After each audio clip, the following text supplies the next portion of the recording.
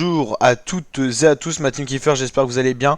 Aujourd'hui pour cette nouvelle vidéo, on se retrouve pour la présentation complète de l'étape 16 du Giro d'Italia 2023. Donc étape d'après journée de repos, c'est toujours assez piégeux pour les coureurs qui connaissent pas forcément leur forme après du repos tout simplement. Là, ça serait une très belle étape de montagne qui reliera la ville de Sabio Chiese à Monte Bondone. En tout, ça fait 4 grosses ascensions au programme, même plutôt 5 répertoriées parce qu'il y en a une qui est en 2 passages. Le Passo di Santa Barbara, le Passo Bordala qui sera juste voilà, une montée à beaucoup plus courte. Après le Passo di Santa Barbara, la Matassone, la Serrada et l'arrivée à Monto Bondone, arrivée donc en altitude assez haut à 1570 mètres sur un col de première catégorie. Regardons un petit peu les détails des ascensions. La première du jour, ça sera 12 km 7 à 8,3% de moyenne, c'est des pourcentages très élevés. Ensuite, c'est à 4,5 km à 6,7% de moyenne, c'est plus régulier, c'est plus doux, donc ça sera un peu plus facile. L'arrivée, non, ça sera pas l'arrivée, ça sera Serrada, ça sera un col beaucoup plus long mais beaucoup moins pentu, 17 km 7 à 5,5% de moyenne. Et hop, qu'est-ce qu'on a eu? Monte Bondone, est-ce qu'on l'a ou pas en détaillé? On va aller checker ça.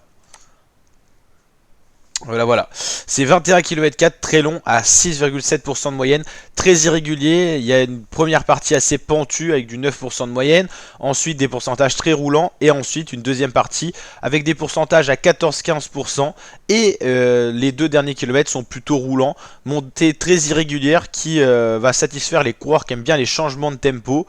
Je pense pas que ça soit forcément des Primoz Roglic ou des Joao Almeida qui aiment ce genre de changement de tempo, ni d'ailleurs les Geraint Thomas.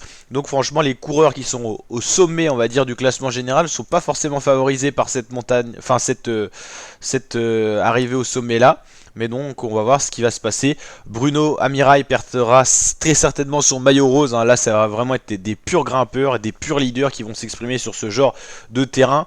L'idéal pour lui ça serait de prendre une échappée et voilà, pour garder son maillot rose, mais bon, c'est quasiment impossible. C'est vrai que sur ce genre de montée, peut-être un Thibaut Pinot serait avantagé, hein, parce que franchement Geraint Thomas c'est le coureur qui aime bien les tempos réguliers. Roglic aussi. Almeida, oui, on connaît bien qu'il est quand il est décroché de la roue, il essaye de se mettre à son tempo. Voilà, Caruso, pareil, de l'expérience, il aime pas trop les changements de rythme. Franchement, dans tout cela, je vois bien un Thibaut Pinot, hein, qui peut être à la fête demain sur un col très long. Voilà, franchement, les changements de rythme. Roglic maintenant c'est quand même adapté pas mal aux changements de rythme, donc à voir ce que ça va donner. N'hésitez pas à me dire ce que vous en pensez en commentaire. Et n'hésitez pas à liker la vidéo si elle vous a plu. Je pense qu'on aura un changement de maillot rose à l'issue de cette étape. Et vraiment, vraisemblablement, un changement de top 10. Normalement, on devrait avoir des écarts beaucoup plus conséquents entre tous les leaders.